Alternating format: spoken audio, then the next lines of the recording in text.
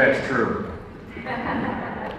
That's just real quick, turn your cell phones off because we have a YouTube moment waiting to happen when it stays. It's a short distance between the edge of the stage there and the steps. What an honor to be here today to address such a bright group of young people, scholar athletes, and I think that is a great title for the young people here in the audience, scholar athletes. And when I was thinking about what I was going to talk about, I want to talk about balance in life, and the balance that those of you who are here have had to deal with right now between sports and academics. And it's not easy.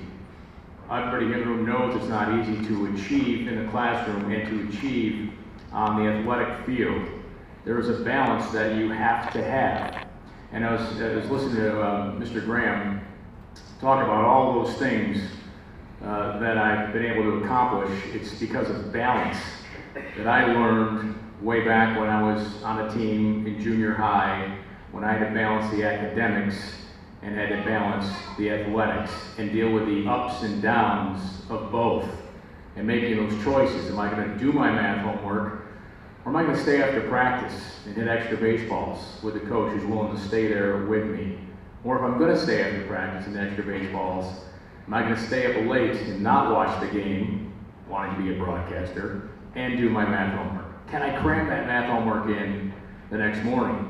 Notice one thing that was always on my mind, and I'm not just making that story up because that was a dilemma that I always had. Am I going to stay and work extra hard on the athletic part because I wanted to achieve on the field, but I also knew that I needed to achieve in the classroom so I could stay on the field and go places. So I always found a way to get it done, much like I found a way to get all these things that Mr. Graham mentioned that I've achieved in life. And that balance is something that you're going to carry forward here, that you're going to have to deal with as you move on to high school and college. And it may not be in the athletic field, but it may be with different clubs you're in, different family. You have to find a way to balance it because they're equally important. I used to think sports was everything. And it's funny for somebody who works in sports to say sports is everything. I used to think it was everything. But as I got older, I realized that it was cooler to be smarter.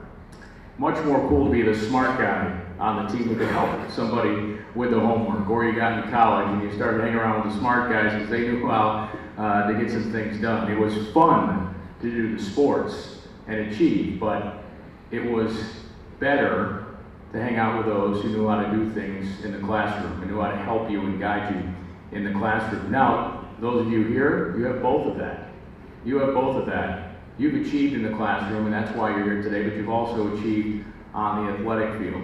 And I think it goes often unnoticed, even professional sports and the high-level college sports, which I'm so lucky to have been able to cover over the last few years, and what achievement really is. And we were actually talking about this morning on our radio show. Craig Rive, former captain of the Sabres, was with us for a couple hours with Andrew Peters and I. We were talking about some comments he made back in 2009 to parents of youth hockey players. And many players think they're going to make the NHL. And his comments back in 2009, and he stood by him again today here in 2013, and he said, the reality is you're not going to make the NHL. And that might be tough to hear, but the reality is the odds are so far against you, so astronomical to make it with everybody who's playing worldwide now. 20 years ago, it would have been different. The scouts weren't over in Europe. It was tough to get players out of Russia. But now, if you're good, you're going to be seen. Someone's going to find you. So, with that said, the goal should be to have fun with playing sports. Math homework, sorry math teachers, I mean Spanish homework's fun, I know that. But math, not fun. Sports is fun.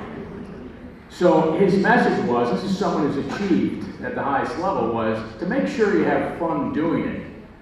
And your coaches will tell you that. You know, this is going to go away at some point. Enjoy this now. Enjoy being part of the team.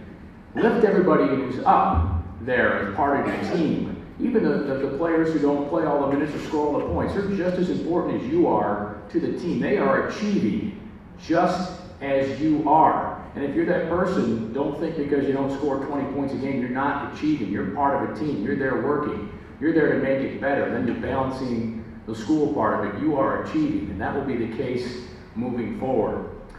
You know, a couple of years ago, this gentleman came up to me at a Sabres game by the set in the intermission, and he walked over to me, and he said, and I was a decent athlete in high school, not great, but I was good.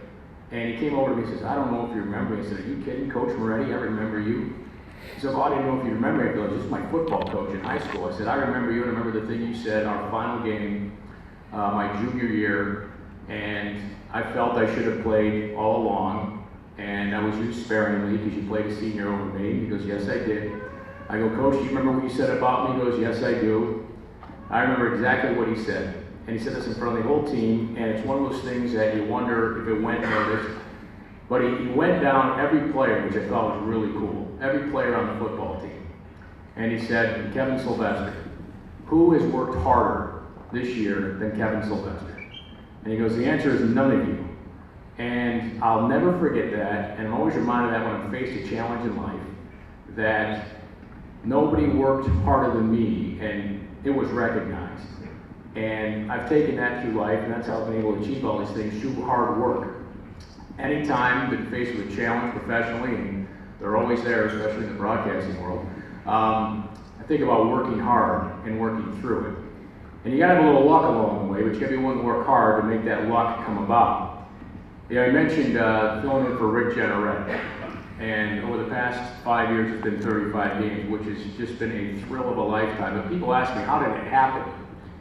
And this is how it came about the first time, and I was able to do it. We were sitting around the office, and Rick had just re-signed a contract. This was back in 2008, in the summer.